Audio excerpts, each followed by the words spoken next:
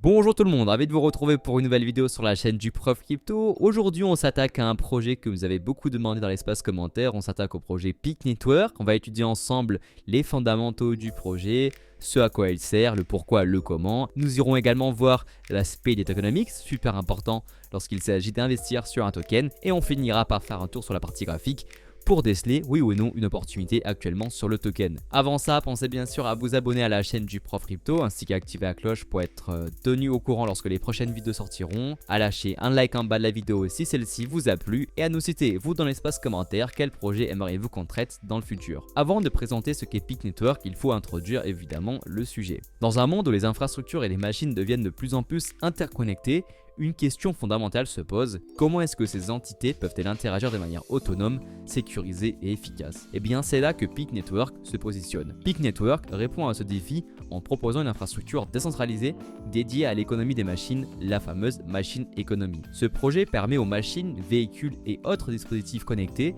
d'opérer comme des agents économiques autonomes capables de générer les revenus, d'interagir entre elles sans intermédiaire et de contribuer à une économie plus équitable pour les différents utilisateurs. L'objectif principal de Peak est de transformer les DePIN, les Decentralized Physical Infrastructure Networks et les RWA machines, les fameux Real World Assets. Peak se positionne ainsi comme un acteur clé pour résoudre des problématiques globales comme la monétisation des actifs sous-utilisés, la gestion décentralisée de ressources et l'intégration de l'IoT, l'Internet des objets, dans l'écosystème blockchain. Alors maintenant, la question c'est comment? Comment est-ce que fonctionne Peak Network? Premièrement, Peak Network, faut le savoir, c'est une blockchain de Layer 1 interopérable et optimisée. Peak est une blockchain de Layer 1 construite sur le framework Substrate et intégrée à l'écosystème Polkadot. Cette architecture offre plusieurs avantages. Premièrement, cela offre une interopérabilité native avec Polkadot. En effet, grâce au protocole XCM, Peak peut échanger des données et des actifs avec d'autres parachains sur Polkadot, facilitant ainsi la collaboration entre différents projets d'épines. Deuxièmement, cela offre une compatibilité multi-chain. En plus de Polkadot, Peak est intégré à Ethereum via un bridge EVM, également Cosmos grâce aux agents de Fetch AI, mais également intégré à la Binance Smart Chain et Solana. Cela permet ainsi aux machines connectées sur Peak d'interagir avec d'autres blockchains, renforçant ainsi l'adoption globale. Peak Network, c'est aussi une scalabilité élevée. Avec une capacité actuelle de 10 000 transactions par seconde et des ambitions d'atteindre 500 000 TPS grâce à Polkadot 2.0, Peak garantit une infrastructure performante pour les applications en temps réel. Peak, c'est aussi des fonctionnalités modulaires pour les DePIN. En effet, Peak propose un ensemble complet de modules accessibles via son SDK JavaScript qui permet aux développeurs de construire rapidement des projets DePIN. Comme outil, on y retrouve notamment le Peak ID qui permet des identifiants décentralisés pour machines permettant leur authentification et leur interaction autonome. Il y a également le Peak Pay qui permet des paiements automatisés entre utilisateurs et machines et également le Peak Verify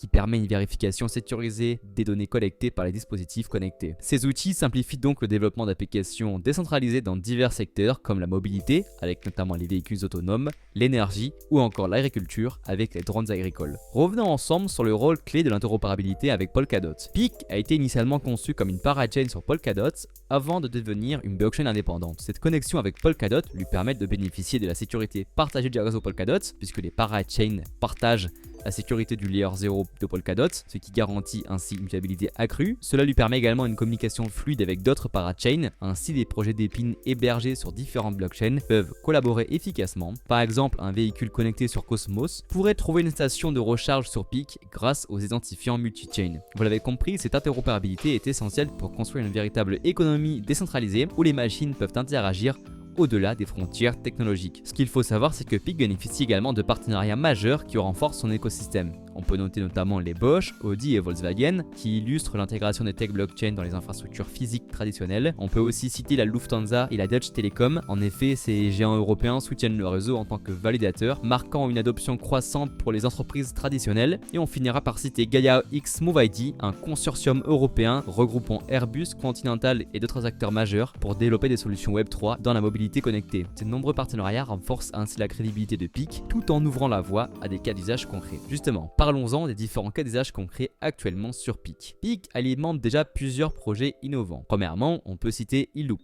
un service autrichien de partage de Tesla basé sur le Web3. Il y a également Silencio, une application récompensant les utilisateurs pour la collecte de données sur la pollution sonore, mais aussi Roam Network, une plateforme collectant des données sur la qualité du signal télécom. Ces différents cas d'usage illustrent comment Peak connecte le monde physique au Web3 tout en générant une valeur économique tangible. D'ailleurs, si l'on se rend sur le dune du projet Peak, nous pouvons constater ici que la création de machines sur le réseau est en pleine expansion et que le nombre de personnes qui utilisent aussi est en nette hausse depuis début décembre. C'est ainsi un signe positif que l'adoption est en train de se faire petit à petit sur le projet Peak et c'est de très bon augure pour la suite et évidemment aussi pour le token. Le token, justement, parlons-en. Évoquons ensemble les tokenomics du projet Peak. Le jeton natif Peak joue un rôle central dans l'écosystème. Il sert notamment à payer tout ce qui est frais de transaction. En effet, toutes les interactions nécessitent des frais payés en Peak, garantissant le fonctionnement du réseau. Il sert également de staking et de sécurité. Les validateurs participent à la production de blocs via un modèle de base sur le Nominated Proof of Stake. En stakant leurs jetons, ils reçoivent des récompenses tout en renforçant la sécurité du réseau et le token servira également de gouvernance puisque les détenteurs peuvent voter sur les décisions stratégiques telles que les mises à jour protocolaires ou l'allocation de ressources. L'offre totale initiale est de 4,2 milliards de jetons Peak.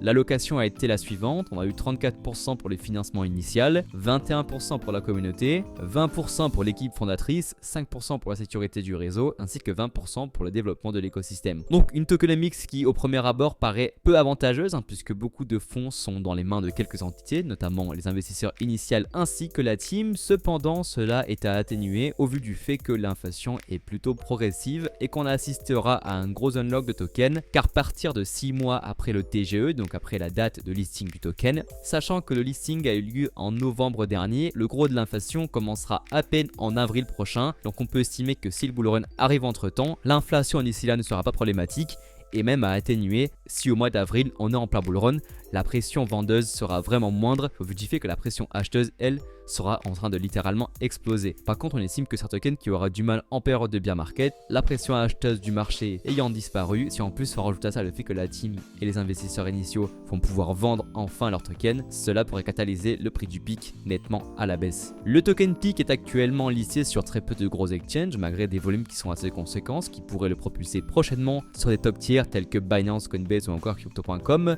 Il est dispo sur Bitgate, KuCoin, Mexe, Gate.io, BingX. Donc si pourquoi pas vous voulez vous explorer dessus, sachez que vous avez notre lien Bitgate en commentaire et description. C'est d'ailleurs sur Bitgate que nous nous sommes procuré notre bague de Peak. Passons désormais à l'analyse graphique. Et avant ça, pensez bien sûr à vous abonner à la chaîne du prof et à lâcher un bouton like si la vidéo vous plaît. Au niveau graphique, on est sur un gros classique, un token avec du vesting qui a été listé. De suite après, il y a eu un gros retracement. Alors on peut quand même noter cette grosse bougie en daily, le lancement a été plutôt réussi sur le token. Cependant, on va se mettre en 4 heures pour mieux visualiser. On voit que de suite après le listing, avec les ventes appuyées de ceux qui avaient investi de manière early, donc tout ce qui est private, seed round et notamment aussi des investissements early à CoinList. Certains ont récupéré des tokens dès le premier jour, alors c'est peu, 15% de la levée de fonds sur CoinList, 5% des early backers et 7,5% des private runs. Donc ces tokens là ont été logiquement vendus vu qu'ils ont été récupérés en moyenne à 0,03 $, ce qui fait que de suite après le listing, le token a chuté et est venu récupérer une zone assez intéressante. Cette zone là de rechargement Fibo, il a parfaitement travaillé dedans avant donc de repartir, donc une belle exécution en somme. Ensuite, le token est reparti frénétiquement à la hausse. On va se mettre en daily là pour mieux voir. Il a effectué un nouveau sommet, donc une structure très haussière. Et ce qu'on peut dorénavant viser pour renforcer sur le token, ce serait cette zone là de rechargement Fibo entre les 0,40 et les 0,30, une zone qui nous semble vraiment optimale pour renforcer sur le token. Après, on part du principe qu'au prix actuel, le token est déjà plutôt intéressant, mais si on veut optimiser, la target serait donc celle-ci. Je vous la retrace entre les 0,4026 et les 0,30 $. Au niveau des perspectives de prix, on ne pourra pas tracer d'extension Fibo au vu du faible historique de prix, mais par contre on pourrait se projeter sur des valorisations si le projet valorisait à plus de 10 milliards de dollars en market cap à l'occasion du bull run. Ça ne semble absolument pas déconnant. Après, le souci c'est de savoir si la FDV suivra, mais la FDV ayant peu d'importance en période de bull run, ce qu'il faut vraiment regarder, on le répète, c'est la market cap, sachant, on l'a vu ensemble, qu'au niveau de la libération des tokens, ça va prendre énormément de temps. Je pense qu'on peut aisément se focus uniquement sur la market cap et viser les 10 milliards de dollars pour le pic en market cap à l'occasion du bull run nous semble un objectif assez cohérent au vu du fait que le projet se positionne comme le leader dans la narrative des dépines une narrative qui, vous savez, est extrêmement explosive depuis le début du cycle. Voilà donc pour la vidéo sur Pic. On vous rappelle qu'il est donc sur Bitget. Si vous voulez vous exposer, vous avez le premier lien en commentaire et description. On espère que la vidéo vous aura plu. Pensez à nous dire tout ça dans l'espace commentaire. Pensez également à vous abonner ainsi qu'à activer la cloche. C'était le Prof Crypto et nous on se dit à plus pour une prochaine vidéo. Au revoir.